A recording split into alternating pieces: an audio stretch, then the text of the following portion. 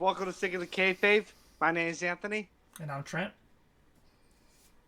And this is Sticking to Kayfabe. I know I just said that, but thank you for letting us be a part of your lives for the next hour and a half. A lot of things to unpack. We got Raw recap. We got predictions for AEW Dynamite. We got top 5 wrestlers of all time. And you all out predictions as well. So let's kick off to So Raw. I actually forgot my calendar's off. So All Out isn't until the 4th. Yeah. Did you hear me? All Out's on the 4th. Yep. Yeah. All Out's on the 4th. Clash at the Castle on the 3rd. Another thing that happened is that we were supposed to have a guest today, but unfortunately he could not be here today. So that should be another week. We'll let you know. We'll keep you posted. So let's get into the Raw recap. First things first, we're looking at is The what? Skai. Nope. No, kind of Alexa Bliss. Riddle and Rollins brawling in the crowd. Yep, you go with that one. Okay, so the show starts out with Rollins and Riddle brawling backstage. They make their way out of the crowd. I actually wrote down their punches look better than Moxley's punches.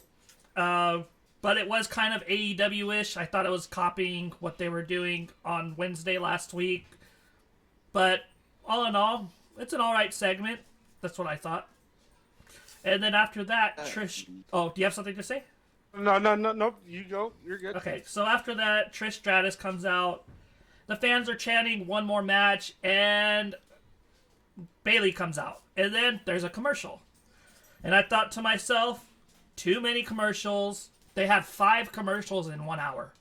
I counted. So that means if they have 5 commercials every hour, that means there's 45 minutes of commercials. And I was like, they need to lower the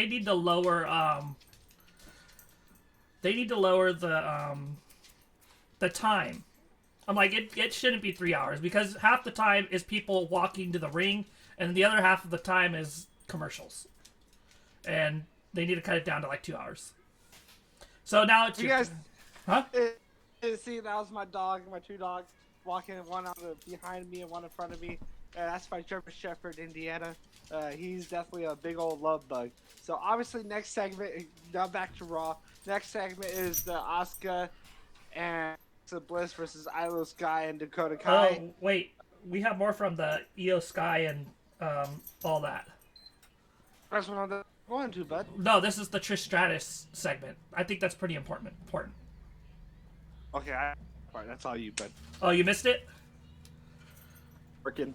Okay, cool. So they were having a promo battle, and there was already there was already Trish Stratus, Bayley, who's that one, the high schooler girl?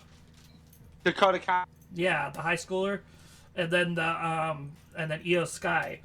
So she comes out, they come out, and one of the funniest parts of the segment was Io Sky said she was a fan of hers, and then later on in the promo she says, "I don't like you" to Trish Stratus, and I was like, "What the heck is going on here?" Like I'm like, "Are you a fan or do you not like them?" So it was just one of those nitpicks. So another thought was Bayley can promo. She promos pretty well. The only thing I didn't like was her fake laugh, which was kind of ridiculous. Yeah, that always gets me. Yep. Dakota Kai sounds and looks like a high schooler to me. She's not very believable as a wrestler. My thoughts. And then Belair comes out. Everyone is coming out now, and there are too many people in the ring. So Asuka and Alexa Bliss come out, and there's Trish Stratus, Asuka, Bliss, Belair, Bayley, Io Sky, and Dakota Kai. 7 people in the ring for no reason. I would say, and it's been kind of bugging me for a while, and it's about Bianca Belair. This is going to be kind of a hot take with people who say she's kind of bland, she's overpushed or whatever. I mean, what else do you want in a champion? She's a fighting champion. She's put on great matches. She's She's strong, athletic, pretty, everything you want in a WWE superstar who fits the mold. And this whole idea of her being overrated, overpushed, it says something about just their insecurities. About that's why WWE fans will never be happy with what Wrestling they got. fan. I think Wrestling fans in general. If you can't find how good Bianca Belair is on a consistent basis, there's something wrong with she's you. A if good. You want to argue about Charlotte. She's a good worker, good wrestler. To me, my problem lies in that she could work on her promos, on her interviews and stuff. I think she's a little. That's her weakest part of her is that she's not. She doesn't speak as well as someone like a. I don't know, but you know what I mean. I think she could work on it, but other than that, she's a really good wrestler. I understand that. I mean, even though it's her weakest point, it really isn't that weak, to be honest. If we're talking about women's promos as a general, some of them are not as strong as the men. No judgment there, but if I gotta rate her promo skills, it's a 7 out of 10. It's not an A by any means. It's more like a B minus. But her ring work in general is an A plus in my opinion. She's an instant star. Her moves are believable. She's a great in ring performer. So the people who just Bianca Belair, I believe there's just something wrong with you. You obviously see that she's star power for sure. She's good. She's good. I would work on my promos as a wrestler. Boy, we just got a crotch shot. Just sorry, my boy. You need to. It's all good.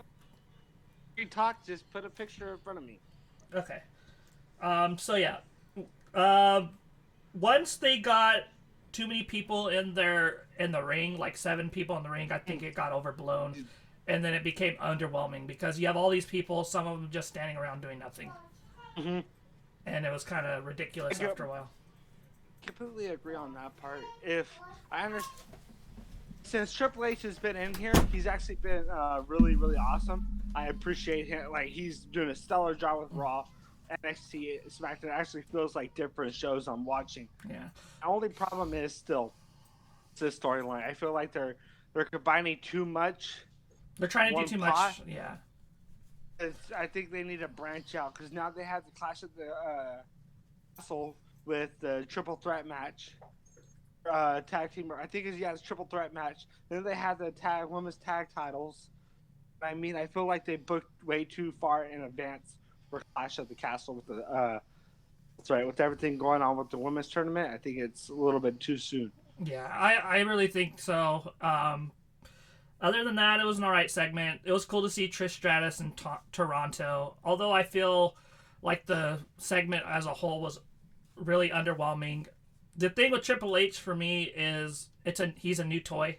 We'll see how he does in about a year, 6 months to a year.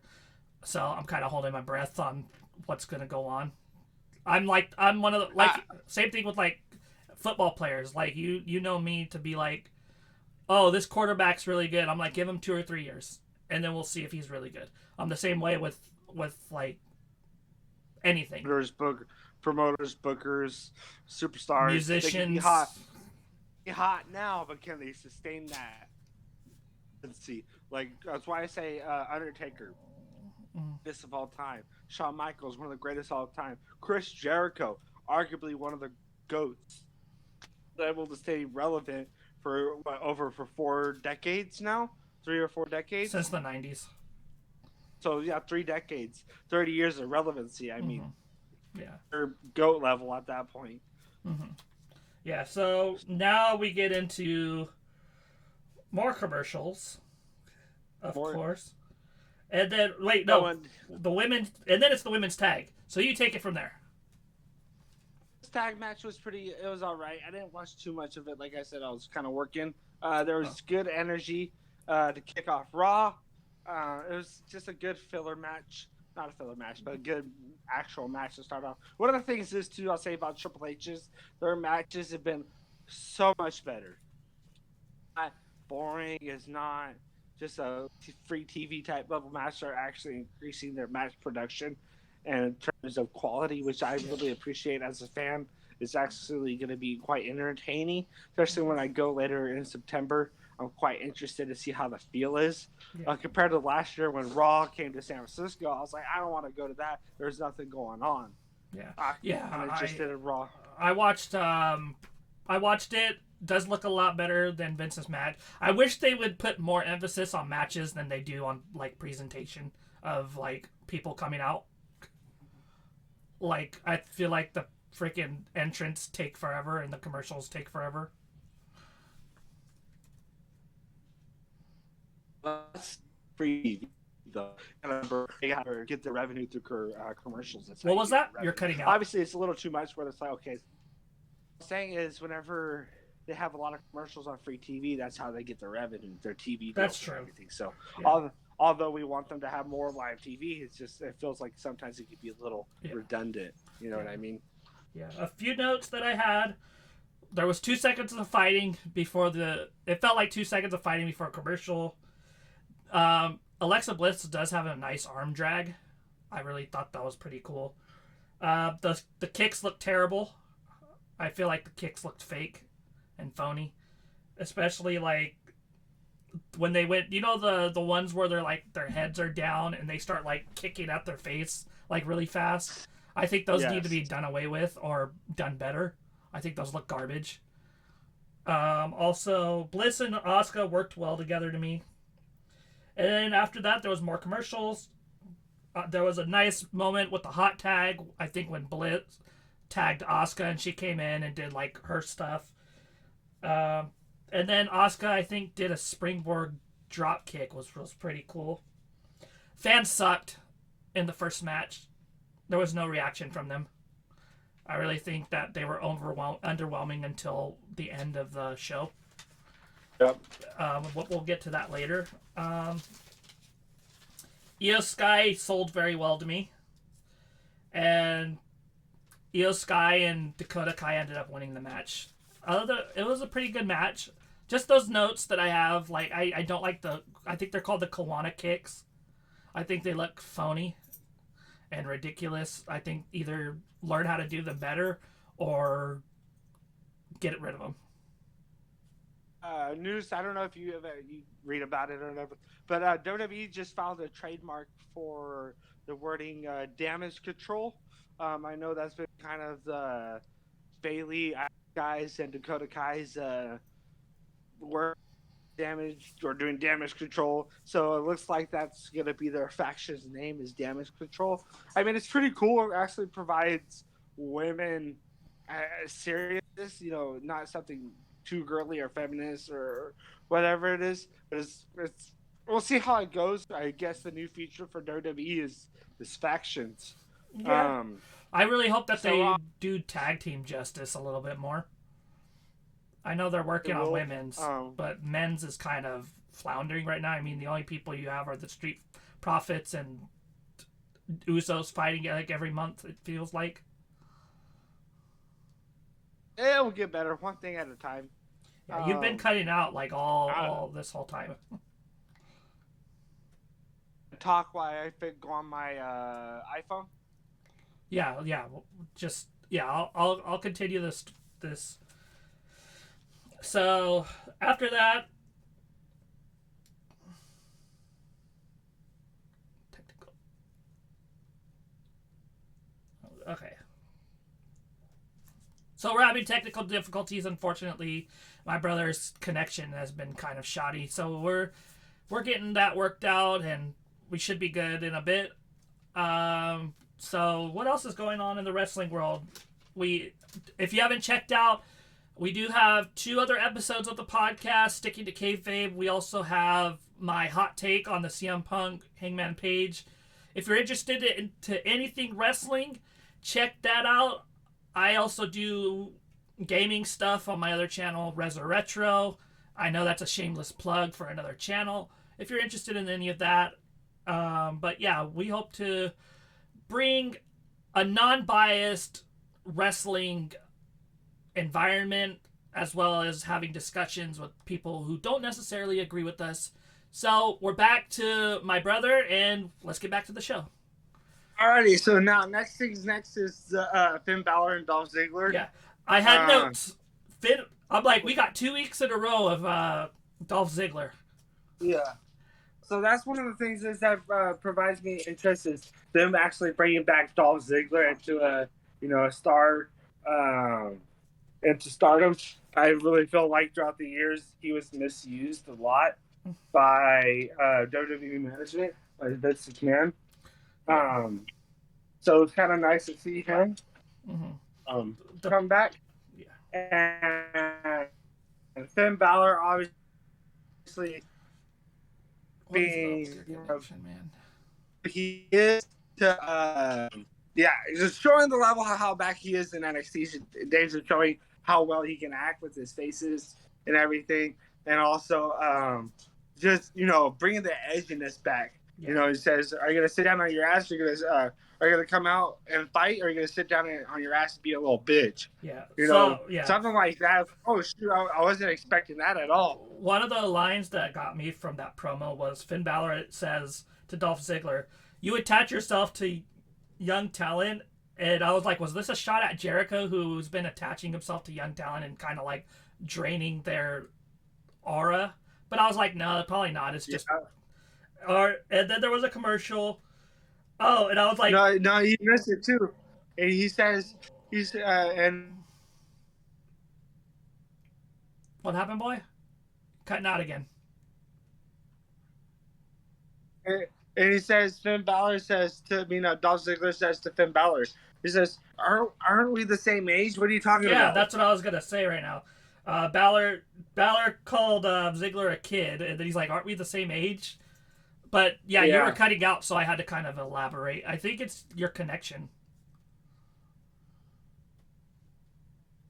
Then it might be your Wi-Fi or something. Okay, I turned off my Wi-Fi. I'm using my phone stuff now. Okay. Goes into the match. Match is pretty overall solid. Obviously, it's Judgment Day. I didn't really watch much to Evolve this week. Me working. You're good to go ahead and break it down. Continue. Yeah. Okay. Stay in the match.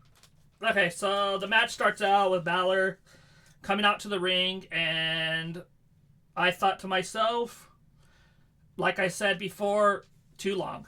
Way too long for these entrances. And then there was a commercial, and there was a SmackDown package during the commercial, and I thought to myself, Superman Punch has to be the lamest move in all of WWE history, next to the leg drop by Hulk Hogan. Or the thing where Ultimate Warrior picks people up and just drops them. Yeah, Superman's Punch is kind of, like you said, it's almost equivalent as the freaking Hulk Hogan leg drop or that stuff. It's corny and doesn't seem like it actually would do anything. Hurt. Yeah, it does anything. Yeah, the spear is overdone. I think everybody does the spear. Yeah, Roman Reigns I think he's past the point of like doing a new finisher, so we're just gonna have to live with the Superman Punch. I don't think he's past a new finisher. I do feel like he can. I want him to incorporate the power bomb. Or power. Yeah, it's called power bomb, right? Yeah, the one where you. Yeah, like the Batista bomb, something like that to incorporate his. I mean, Undertaker got new moves throughout the years and everything. With Last Ride, Old School, Tombstone, Chokeslam. I mean, I'm sure he could incorporate Hell's Gate. I'm sure he can incorporate a new move. Yeah, but I don't see it happening, but it is what it is. Also, another thing that I said to myself was, when the hell is Rhea Ripley going to have a match? Like, she's basically just like the lackey. Like a toady. I kind of had a theory about that with the whole Judgment Day versus Edge and the Mysterios. They obviously need a woman to fight against Rhea Ripley. Beth Phoenix. It's probably going to be Beth Phoenix. I think that's more of a cheap thing to do. She's obviously past her prime. She's obviously not in the wrestling business anymore. I feel like there's somebody in the women's division who could benefit from being with them and actually going against her.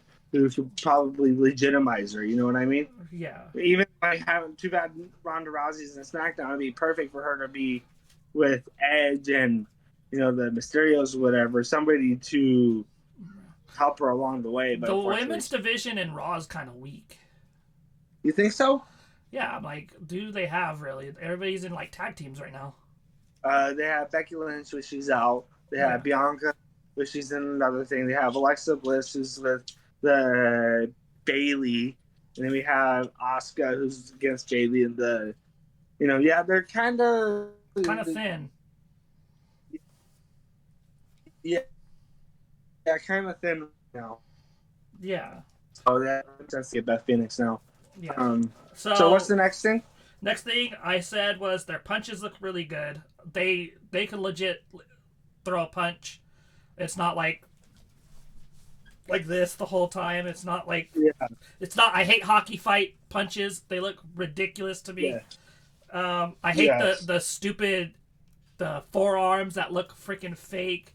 The spinning back fist that looks ridiculous. It doesn't. Even, it looks like you're just flinging your hand at them. But their punches looked really good. I said 5 commercials in 1 hour. Ziggler had a comeback, which I thought was pretty good. And it was a good back and forth. It was mostly Balor controlling the first part of the match. And then Ziggler hits a famouser. I think that's Billy Gunn's move, isn't it? Yep. That's Billy Gunn. Yeah, I saw that part. I want to be honest with you. Way better than the Ass Boys version of it. I think the Ass Boys are good. You think so? Yeah. I mean, don't get me wrong. I feel like I do like the Ass. They can sell. You think so? Oh yeah, dude. It's almost they're heel. They're meant to be heels. And you know how back in the day, like heels kind of sell a little comedically. Like remember when Ric Flair would like walk and then like fall down? Yeah. That's what it reminds me of. Kind of is them too. They have good ring presence. Got to develop them a little bit more. Hopefully they don't try to push them too far. Yeah. But yeah, they're pretty good. That was Billy Gunn's move. And then after a failed coup de grace, Ziggler hits a zigzag on him, and I thought it was 1, 2, 3, but unfortunately it wasn't. And another note that I had is they kept it in the ring. One complaint I have about AEW is they never keep it in the ring. Keep it in the ring. You have a time limit for a reason.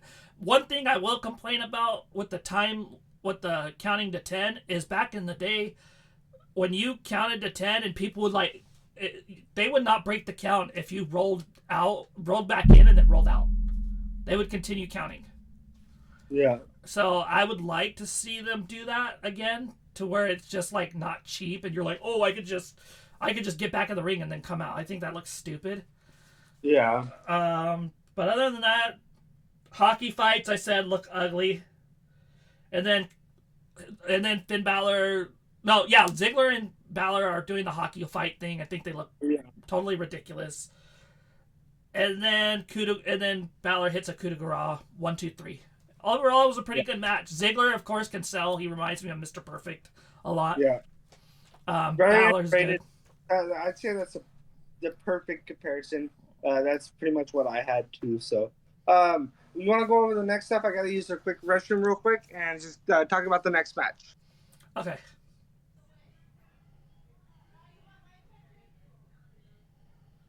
Hey, what's going on? Oh, just waiting for you. If I would have just kept talking, I probably would have gone through everything. Yeah, you're good. You're good. Yeah. So I was just talking about Alpha Academy and how much they suck. Yes. I thought the whole calling out the sports team of Toronto was lazy heat. Everybody does it. It's fine every once in a while. And one of my other notes was Chad Gable sounds like Bullwinkle. Yeah. When he goes, shush. Thank you. Sounds like freaking Bullwinkle to me. Yeah. And then Kevin Owens comes out, and I'm like, he better kick their butts because these guys just need to go away. Yeah. So there was an outside suplex, apron spots, and I was like, that's pretty dangerous. I'm not a really big fan of apron spots like that. Then we get into a Three Amigos attempt, and Kevin Owens fights it off. Kevin Owens had a nice frog splash. Dude, that guy could jump off the rope for his size. Yeah. Pretty good. Yeah. Moves off the top rope. There was a move, I think it was like a Falcon Arrow or something like that off the top rope. Yeah. And I really think that if that's not the finish, then it kind of cheapens the thing. I think that they should have that as the finish. Because how are you gonna top that? How are you gonna top a big move like that, and then win by a pop-up powerbomb? Yeah, I agree. So, that was my notes on that. And then after that, sorry, getting my handy dandy notes. No, and also while you're getting a handy dandy notepad, I'm actually really enjoying seeing, like I said it before in the previous episodes, I'm starting to really enjoy Kevin Owens' character. Yeah, he came out serious. He wasn't doing phony Ezekiel stuff that was just stupid. Yeah, I'm starting to enjoy the seriousness of him. He even though he can do comedic stuff, he's really good at it. But to see him come out with a duct tape KO shirt, to going back to his roots, like I said before in the previous episodes, is he's starting to come around to looking like a legitimate threat. Even though he did main event night 1 of WrestleMania, which is a main event. I'm actually really enjoying to see his work, and I do think he deserves to be a world champion again, or even a U.S. title holder, or intercontinental, or whatever. I would love to see him and Sami Zayn actually team up against the Usos and actually take the belts off of them. That'd be cool. Oh, because Zayn is actually helping. Zayn is helping them out, and to do a long-term storytelling. It'd be kind of cool to see him being rejected by the Usos in the Bloodline and going with Kevin Owens. You know, and so that's long-term. Yeah. So. After that, so before that, I had to note, I went over, there was a bad, who were the new people in from NXT, the ladies, they were backstage. They're in the tag tournament. It was Bailey too. Toxic Attraction? Toxic Attraction had a backstage thing with Bailey, and it was just terrible. I hate these backstage segments, especially with this is no fault of anybody, and I don't want backlash because I am a fan of women's wrestling, but it's usually always the women who have bad backstage segments. No fault to them, trying to be sexist or anything. It seems like I get where TJ's coming from. They give them the same. It's the same crap every time there's a backstage segment with women, and I think that's part of the bad booking and bad writing. Yeah, I think these lady wrestlers are just given the same segments and told to make chicken salad out of chicken crap. Yeah. And that's no fault of these women. I respect them, but it's usually them that have these bad backstage segments. Yep, I agree. And they need to start switching up these storylines for the women. Yep, I agree. So what's next? Another thing that I had a problem with back when Vince McMahon was running the company is they always made Japanese characters seem like they were from an anime. Yes. Like characters of themselves. And I'm so glad that they are not doing that right now. Yes. And another thing is I saw a TikTok earlier. It was off Bully Ray. He was talking about him and about Asuka. They have a transcendent superstar who can transform the women's division. They made her look like a character. And they made her build her up to be an unstoppable force. They went past her her language barrier to, like you said, making a character out of her own self.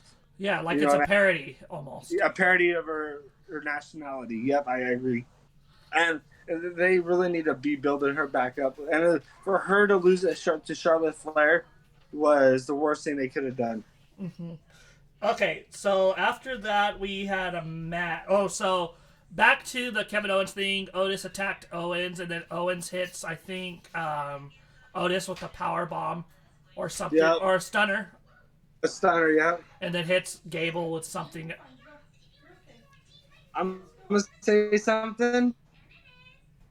Otis, for being a big boy like he is, could sell a stunner really good. When he sold that stunner, I was like, holy shoot, he moved. It wasn't like campy, it wasn't slow. It was actually a fluid movement with the selling. I actually, for being a big boy, I actually liked his selling. I really thought that he needs to be able to move a little bit better, but yeah, he did sell the stunner. I feel like if you put him in a match, build him as a big burly guy and just have him like run roughshod. Don't make him do too much because he is a bit on the slow side. With Otis being as big as he is, it's almost hard to book him as a threat. I don't want to be. He's short and stocky. He's short and stocky. He's a good wrestler. He's fast. He's just, when you look at him, you're like, man, this guy's he's a little. He looks like someone that's like at a truck stop. You go into the truck stop and he's somebody like a Jiffy Lube. He's talented, but he doesn't look like a wrestler. He doesn't look the part, and it's like there's Kevin Owens who makes it look good, but then there's him who looks like he could be a jobber. Yeah, he looks like someone you'd find at a Jiffy Lube. Mm-hmm. Like. Yeah, not my guy. Not my guy at all. So we had Aaliyah versus Bayley. I think that's from Toxic. Oh no! Before that, we had a Judgment Day backstage segment. And did you notice? Did you see it? Did you see? They were actually looking at the camera. Oh, were they? They were looking at the camera, and I was like, "Oh my gosh, they're looking at the camera." When was the last time you seen them do that? Never. And 90s. Yeah. Before you were born. Yeah. Maybe a little bit afterwards, but you were already too young. So yeah. I was like, wow, they looked at the camera. Damian Priest, very good on the mic. Well, he was doing backstage, but he's very good at talking. I like the boomingness of his voice. I feel like he can be a star, a world champ one day. Another thing is, you got to realize, Damian Priest is actually really old. Really? He's about, I believe he's 38 years old. Oh, okay. Well, I didn't know that. He's towards the end of his career for sure. He's either 38 or 40, around there. Well, I think the prime of a wrestler goes until you're like 50. Yeah, that's true. So 10 years. Yeah, I guess. But yeah, Damian Priest, he's starting to grow on me. At first, I didn't like him. I didn't like the look of him. That was when he started as a babyface, but now he's starting to grow on me. Rhea Ripley is, I enjoy her. She's a great wrestler. I wish she would have a match. I like her look. Finn Balor is awesome, but I do feel like they're lacking one more person. Like I said before, I really think they should put Dominik in there. Put Danhausen. No, not Danhausen. I love Danhausen. I don't care. They need to put Dominik in there. Yeah. Sometimes he needs to get away from his dad. He's riding the coattails of Rey Mysterio. Yeah. We've already talked at length. He needs to separate from his dad, or go to Planet Fitness and lose a couple pounds. He needs to wrestle more like a bigger guy. He needs to wrestle like his. Okay, so you like kayfabe, right? Mm-hmm. You were sticking to kayfabe. When they had the storyline when Eddie Guerrero and Rey Mysterio were fighting for the custody of Dominik, right? Mm-hmm. Jerry Springer crap. No, in the story they had Eddie Guerrero. Rey Mysterio asked Eddie, "Can you help me with having a kid?" They had to use his sperm to create Dominik, and he was technically his biological father, but it was raised in the story. Yes, in the story. So they broke kayfabe by saying, "Oh, I'm Rey Mysterio's son." You know what I mean? Yeah, I don't know. I don't know. It's I don't remember the story. I saw it a little bit a couple of days ago. I thought it would be kind of funny to mention Yeah. in our Yeah. podcast. We're not gonna bash Dominik Mysterio anymore. At least in this episode, I think we should move on. Pillsbury Doughboy. Nah, I think he has potential. He's just a prospect right now and needs to go down to the Performance Center. But we're moving on. We're moving on. We're moving on. So the big thing that happened this week was Johnny Gargano making his return. Yeah, it's Johnny Wrestling. All right. So do you know about that one of why how they got him to come back? I didn't even know who the guy was, to be honest. So since you're not familiar with NXT as much as I am, Johnny Gargano is one of their main focal points. He was part of the WWE Tag Team DIY with Tommaso Ciampa. They were really red hot. Then they lost the tag team titles to, I believe, Undisputed Era. I could be wrong. Adam then Ciampa turned on Johnny Gargano, creating a huge feud. But Tommaso Ciampa tore his ACL in that match. Then they had a big old wait period for him. Then they fought each other. It was red hot. And he's like one of the best wrestlers in the world. Yeah. He does not have a lot of size. No, he's lacking size, but he knows. When you watch him, you'll understand why he's so good. Yeah. I'm looking forward to that. He is a wrestler to the T. That's why they call him Johnny Wrestling. Johnny Ramone. They definitely they put Shawn Michaels and said, "Hey, go get him back." It was confirmed and everything, and it said Shawn Michaels was the main part of getting Johnny Gargano back. Yeah, I love the fact that in WWE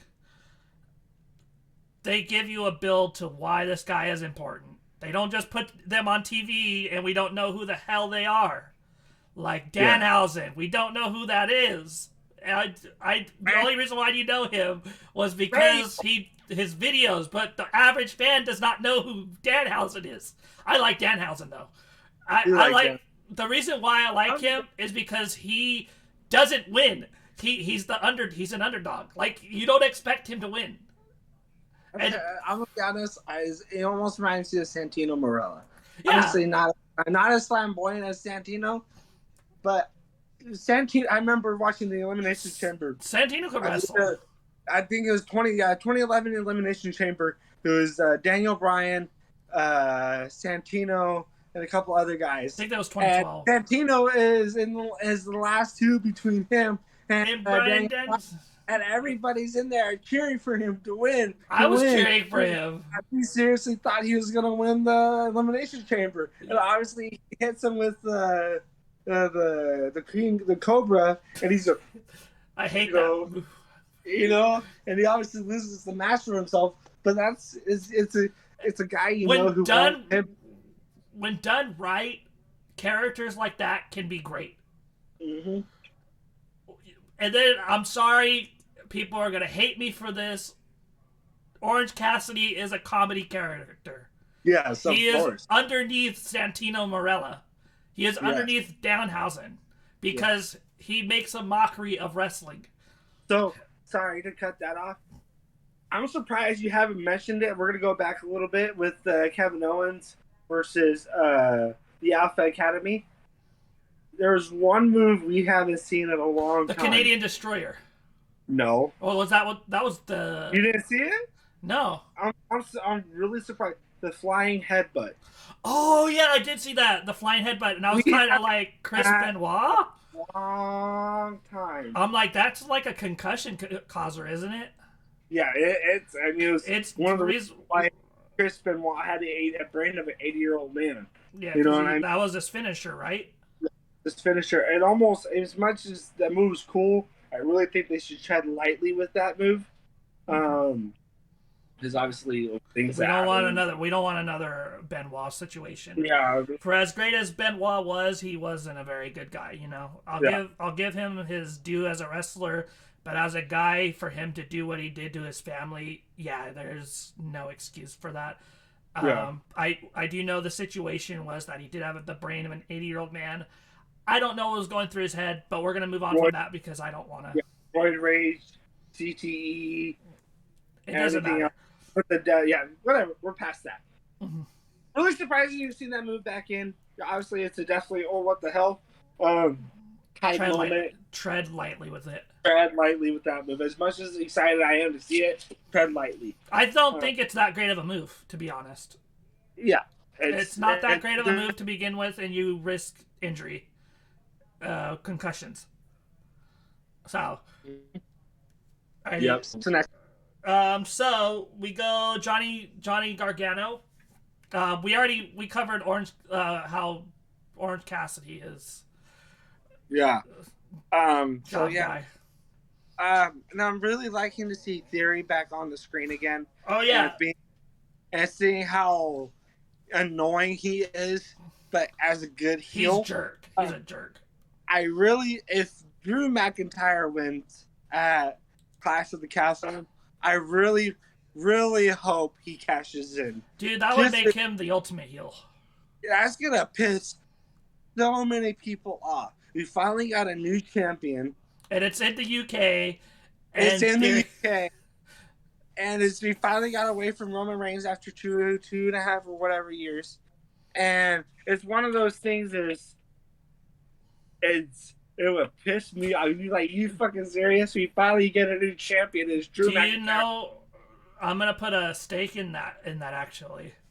Yes. My buddy thinks that, and I'm crediting him, Pierce, big wrestling mind, very good at knowing his wrestling stuff. He knows way more than I do, probably more than my brother. He thinks that Cody Rhodes is going to challenge Reigns for the title at WrestleMania. Who? Cody Rhodes is going to challenge Reigns. So, can you imagine the two wrestling families going at it? Yeah. Sorry. So, okay, that's Plan B. That's Plan B. Plan A is obviously Rock and Roman Reigns. So, by the way, excuse my language, I'm fucking going to WrestleMania. I don't even care. I want to see that. It's be in LA. I'm really excited to see that. But if Plan B, if we could get Cody Rhodes versus Roman Reigns, families, that would be awesome. You got the Dusty Rhodes. It's almost like a Ric Flair type versus Dusty Rhodes type feel to it. The Maivia family, or the Johnson, or the Rock family, the Maivia. The Maivia family, they've almost became. They're royal family. They're like royal family wrestling family now, and they're more like superior. You know what I mean? You have and then Rock, you have the Rhodes family. Rocky Johnson. You have Rocky Maivia. You have Umaga. You have Rikishi. You have Roman Reigns. The Usos. Solo Sikoa in NXT. You have a whole, but even Rocky Johnson. Right, that's what I said, and it's just a whole bunch. You said Rocky Maivia. He's not part of the Maivia family. Oh, he's not. Rocky Johnson. Oh, Rocky Johnson. So they've all been great, and it's so much in Dusty Rhodes, and and then the natural Dustin Rhodes and Cody Rhodes. Yeah, it would be cool. It would be such a huge moment for Cody Rhodes to be the one to dethrone Roman Reigns. Mm-hmm. But if that doesn't happen, I would like to see even Seth Rollins winning the WWE title and doing it. I know it's going to sound, we've seen it a whole bunch of times, but it's such a feud that's not with his gimmick right now. To me, it's like Bret Hart and Shawn Michaels. It just, no matter when you put them two in the ring, it's going to be good. And now with Triple H being at the helm and them actually being able to even do more, it's, dude, not with the way he is right now. I don't like the way he's presented right now. Seth Rollins. He doesn't present a legitimate threat to Roman Reigns. You're absolutely. I love the way he is right now. The flamboyant, the over the top, get rid of the Joker laugh. No, that's Seth Rollins, baby. It's ridiculous. It gets in your skin. It doesn't get under my skin. It's just stupid. when you walk into the ring and you see him with the Dusty Rhodes polka dots. That part, yes. I'm talking shield. about that, but I'm talking about the laugh and the swaying. I don't like it. I love it. But that's just me. So another thing, I know we're talking about Raw. I wanted to say this earlier. Riddle has really came along since being away from the RK Bro with Randy Orton being injured. Yeah. I think it's sink or swim for him right now. It's propelling him to the stars. I see him as a future WWE champion. I really do. I would love to see him versus Randy Orton at WrestleMania to end RK Bro. It was just the story writes itself. Yeah. But yeah. Next thing. We're talking more about Johnny Gargano. We've got off topic. I wrote the guy can really talk, and how it kind of got to me, like pulled at the heartstrings, that he dreamed of winning titles and going to WrestleMania, and that dreams do come true if you work for it. Yeah. And then out comes Theory. And yes. I love Theory because he has a punchable face. Yes. He grates on you in a way that's just like you want him to get beat up. Yes. And then he comes out and then he's like, "Oh, I did everything that you wanted to do, and you can ride my coattails and hold my bags, or you could hold my money in the bank." One thing I see Theory a lot of is 2011 Miz. When he had the I think he's better than 2011 Miz. Oh, yes, he's better, but he has a little bit like that under your skin. He's young. I like him a lot. And then he just wants to do a high five with Gargano, and Gargano super kicks him and high fives himself. Yes. Little corny, but it worked, I guess. I don't know Gargano enough to judge it, but it's a callback to the NXT days. I know that. So that's why. Yeah, so I was like, oh, that's a little corny, but it is what it is. It was funny for him to high five himself, I guess. But now we're getting to the main event. Yeah, main event. Damian Priest versus Edge. There's 30 minutes left, and I know there's going to be a couple commercials in between that, and I was like, oh, maybe we'll get 15 minutes of wrestling, So Edge gets a huge reaction in his hometown, and I was excited for that, and I remember my brother's one of his favorite wrestlers was Edge growing up. Yes. At 7:34, there was a commercial, and I'm like, okay, maybe we'll get 20 minutes of wrestling. Mm-hmm. And I when we come back from the break, it is now 7:37, and I'm like, we are really gonna get more than 10 minutes of wrestling on Raw. Yes. Because that's a rarity. So it starts out with a collar and elbow and a push back from Damian Priest to Edge. Yep. And I'm like, oh, this is a wrestling match. It's an actual wrestling match. It's not going out to the ringside. It's not table spots. It's not stupid garbage match. I was excited. So Edge is playing mind games. He's going in and out of the ring, doing that whole thing where he like how we used to do when we used to play tag, and I'd go behind mom's bed, and then when you would come around, I would jump over the bed. Did the same thing. It was pretty funny. I think Edge hits a clothesline outside. Clothesline outside. And then 7:43, we get another commercial. Yep. The announcer's table went boom when Damian Priest did the whole power bomb looking thing to Edge. Yep. And then one of my complaints about this match is the whole time Damian Priest is like, I'm not gonna just beat you, I'm gonna retire you. Yeah. When Edge is on the ground and he has the hold on, let me get some water. When Edge is on the floor and he got thrown through the table, I was like, why in the heck, if Damian Priest wanted to end Edge, then why didn't he just keep going after him instead of going in the ring and gloating? I was like, you promised to retire Edge, and yet you did nothing to try to retire Edge. Yeah, I like the match a lot. I was able to watch this one. Edge, being as old as he is still one of the premier wrestlers. He knows how to talk. He knows how to wrestle. He's just a superior, wrestler. I really like Damian Priest. I like the main event they had. I really enjoy him. I know after the match they had the Edge went off and talked to the crowd. He says, "I love you guys. I love Toronto.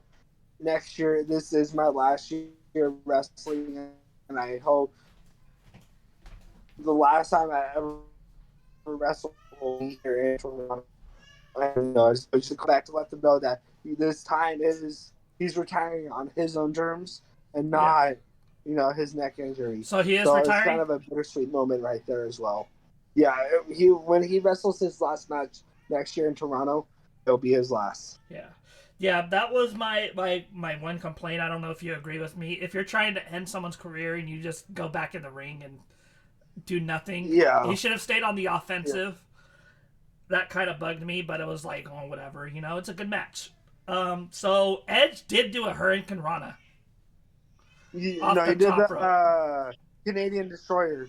No, first he did a Hurricane Rana off the top rope. Oh, really? Yeah, he did a Hurricane Rana, and I was like, oh my gosh, him? Doing a Hurricane Rana? I haven't seen him do that. And then they exchanged the slaps and the forearms, and they actually look good. They don't look, They looked really good. I was excited to watch this match. So, my handy-dandy notebook. Priest goes for a spear, which is a callback to Edge, and gets hit with his own move. I was trying to figure out the name of the move. It was called South of Heaven. He gets hit with his own move. The ref goes down, of course. Of course, the ref always has to go down for like 20 minutes. It feels like. And then the bar made Priest... So, Edge put the bar from the chair into the mouth after, I think, getting hit with it. And I don't know if you look at his face, he looks like something from Beetlejuice. Like his eyes were like wide open, and he was going like that. And I was like, he looked like Alec Baldwin and the lady from Beetlejuice. I was laughing so hard. But onto the thing.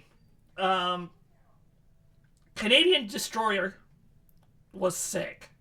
And it set up the finishing move. It wasn't just done to be done like in AEW. AEW tends to do moves and not have any impact in the match.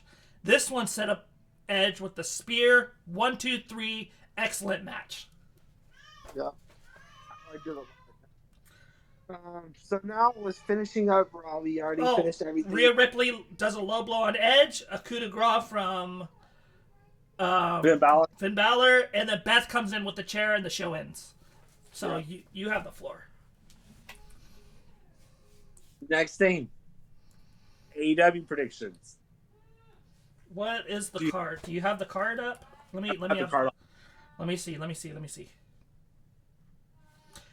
For it being 2 weeks away,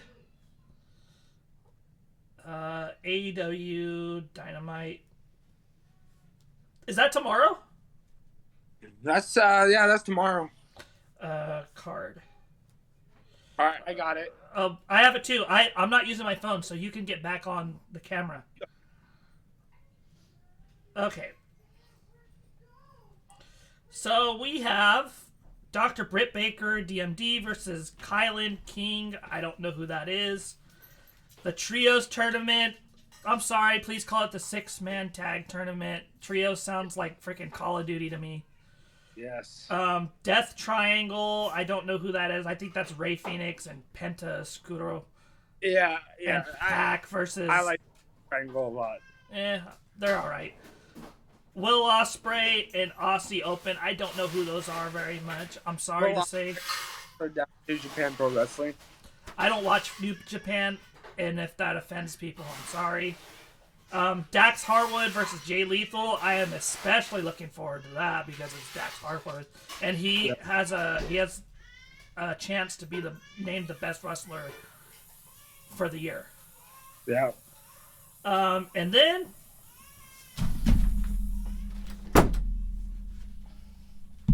And then we have the AEW World Title. Jon Moxley versus CM Punk.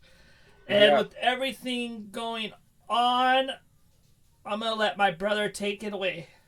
Because I'm... So, obviously, it's the big match we're all waiting for. We're wondering to see what's going to happen. There are been rumors that they're scheduled to do this match and the match at All Out together. I know all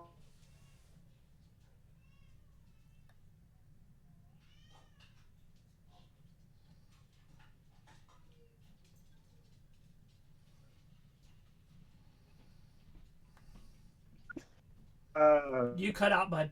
You're going to have to... Moxley's hometown, and also back to Chicago and All Out. You cut out. Sorry. So what I was saying is they're scheduled to do the match at Dynamite this week, and they're also rumored to do a second match down in All Out at AEW All Out. One's at the hometown of Jon Moxley, I believe, where he's either from Cincinnati. I believe he's from Cincinnati. Yeah, he's from Cincinnati. Okay, then never mind. Then home state or whatever you want to talk it, and obviously the hometown of CM Punk. So we're kind of curious on what's going to happen. I do feel like there's something controversial is going to happen at the end of this contest. match. I call it a no contest. So we're calling no contest. Something's going to happen to push it to All Out. We don't know what's going to happen. It could be interference from MJF. It could be interference. Something's going to happen to where it's going to continue 60-minute draw. I think it could be a 60-minute draw. You think so? Yeah, of course. Because the card, look at the card. We only have how many matches? We have 1, 2, 3, 4 matches scheduled. Okay. So anything can happen at this point. My biggest guess is it's either going to lead into disqualification, it's either going to be a no contest, or it's going to be a draw. I don't know. I don't think the championship belt is going to be decided in this free TV. I do feel like it's going to be pushed to All Out. And we might have a Hangman Adam Page doing something. Yeah. I can see him being added to it. Yeah. Triple threat. I'm really excited about Dax versus Jay Lethal. I forgot that was going to be on there. But yeah, the CM Punk Jon Moxley match, it's gonna be pretty good. I'm hoping that I hope that it's exciting. I hope that it pushes the storyline to All Out. I don't know what's going on with Punk and Hangman. If you guys haven't, watch my video that I put up on this channel about what my thoughts are, and then watch our podcast from last week to catch up. And another thing is, too, just to let you guys know, if something does crazy happen at tomorrow at All Out, we'll probably do a video on it right after if we can. If it's that crazy, it's kind of breaking news type. Hey, we got to jump on the screen right then and there. So we'll keep you guys posted with that. But that's pretty much it. It's just AEW. This one's this is a make it or break it for the rest of the year episode for me. Make this episode big. You might as well kiss the rest of their year. It's towards the tail end. We're getting into September. We only have 3 months left of 2022. They need to finish the year. All Out is make it or break it. Not this week. Yeah. If MJF doesn't come out at All Out, kiss MJF goodbye, because we haven't seen him for 3 months. Yeah. We'll talk about AEW at a later time. We'll do a recap on that one. Now, like we said before, top 5 superstars or wrestlers of all time. Not superstar. They're wrestlers. Wrestlers, sorry. Sports entertainers, wrestlers, superstars. You're over here being a Jericho appreciator. Yes. I'm going to go with my list. Top 5. We're looking at Mount Rushmore. Top 5. Chris Jericho. Can't really tell wrestling without him. Been legendary for 3 decades. Everywhere he goes, it's gold. 4. It's got to be, let me think about this. Hulk Hogan. 80s, 70s, 80s, even 90s. Not even 70s. He wasn't even in the 70s.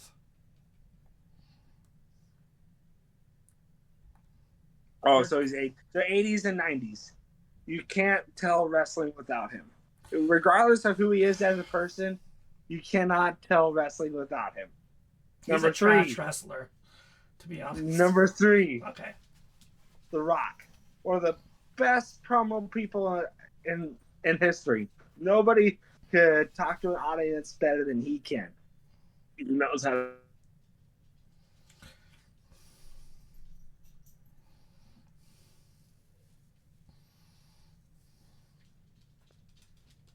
There is no one out, bud. like him. I cut out. So number 2 is Stone Cold Steve Austin. You cut out during the Rock part. Oh, I cut out to the Rock. Okay, I'll go to the Rock. Number 3 is the Rock. One of the most entertaining wrestlers of all time. No matter what he does, it touches the gold. Entertaining as hell. When he's talking or he's on screen, you're literally sitting at the edge of your seat waiting for him to say. He had a short wrestling career, but gold. Number 2, Stone Cold Steve Austin. He is still one of the biggest pops you will hear when he comes out, even to this day. When you hear that glass shatter, it's friggin' hell all breaks loose when he comes out. Number 1, my boy, the Heartbreak Kid, Shawn Michaels. I love me some Shawn Michaels. He's the greatest in-ring performer of all time, the greatest heel of all time. And 1A, 1B was Ric Flair. 3, and there's Montreal, Shawn Michaels and Montreal Heat with the Montreal Screwjob. He just, even though he had some past, troubles before he went on that early retirement in, I believe, 2000. One of the greatest in-ring performers of all time, arguably the greatest wrestler of all time. Pretty good list. You're entitled to your opinion. I still think Hulk Hogan was a terrible wrestler. I don't care what he did for the popularity. I'm talking in-ring ability. Yes. You gotta have all 3 to me. You gotta have the popularity. You gotta have in-ring ability. You gotta have promo. Yes. And Hulk Hogan sucked. He was a good promo. Yes. He was even better at backstage politics. I gotta go back. I'm probably gonna change number 5. I totally forgot about him. Undertaker. He is one of the most greatest kayfabe workers of all time. We did for the 30. We only knew him as Undertaker. Nothing else. Not Mark Calloway. Nothing else. Just straight up Taker. Yeah. All right. So it's up to me, right? My list. Yeah. Let's see. Start with the obvious one in my list is Brett. They say that Shawn Michaels will have his best match against any opponent. They say Brett will bring out the best in his opponent. Mm-hmm. I think anybody that can make Tom McGee look like a superstar. I don't know if you've ever seen that documentary, but that was a good documentary about him. That he made a guy who had barely any training look like he was going to be a star. Vastly underrated in the last 20 years because I don't know why. They don't talk about him that much. But overall, he's a great worker. And then that thing where he made Stone Cold a star. Mm-hmm. So that's one thing I could say is like he did a lot for wrestling. Number 4, Flair. I put Flair. Greatest heel of all time. He was the jet riding guy and Dealing son of a gun. Yeah, he was a ladies' man. He was a great worker, great performer, great promo, great champion. That guy held the NWA champion so many times and held it in a vice grip. There is not a lot I could say about Ric Flair. Ric Flair made wrestling cool. to me. He was cool, and the ladies wanted to be with him, and the men wanted to be Ric Flair. Wanted to be him. Yeah. Number 3, Dusty. I'll put Dusty in there. He was the son of a plumber. But not only his contributions... Hard times, Dusty Rhodes. Yeah. Not only was he great in his early days, but if you could make polka dots cool, you're goated.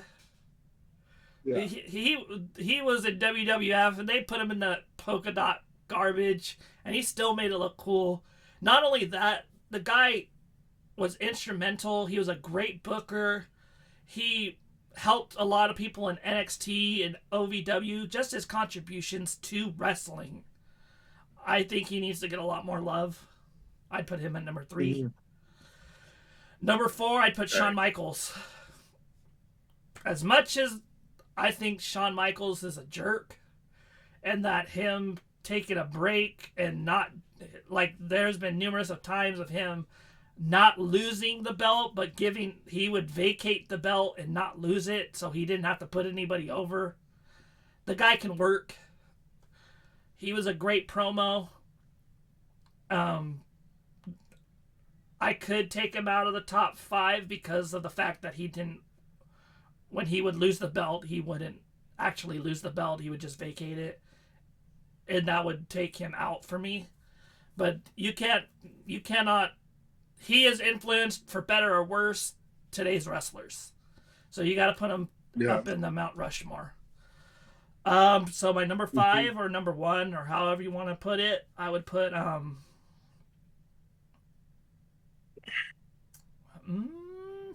this one's hard.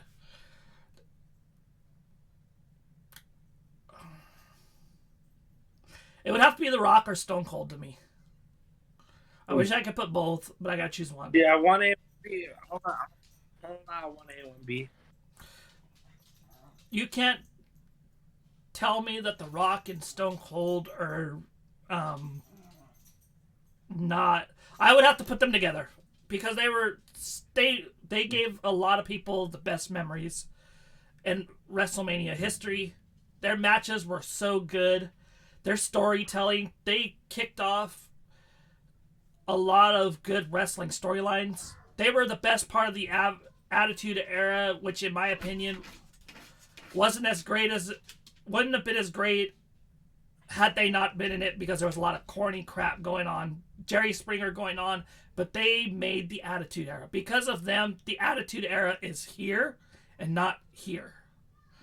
Because there was a lot more corny stuff going on in the Attitude Era, but because there was people like Brett in Montreal and Stone Cold and all of them, the Attitude Era is remembered as something great. Yep, and that's where we end it. Our top 5. We want to say thank you guys for being here. We want to thank you guys for being a part of our life for this hour. Don't forget to like, subscribe. And this is Sticking to Kayfabe. I'm Anthony. And I'm Trent. Don't forget to comment your top 5 favorite wrestlers. If you have any arguments you want to air out with us, feel free, and we'll answer some questions maybe in our next episode. Maybe we'll answer some hate mail. Something like that, maybe, if we get any. So, Trent. This is Anthony, and this is Sticking to Kayfabe.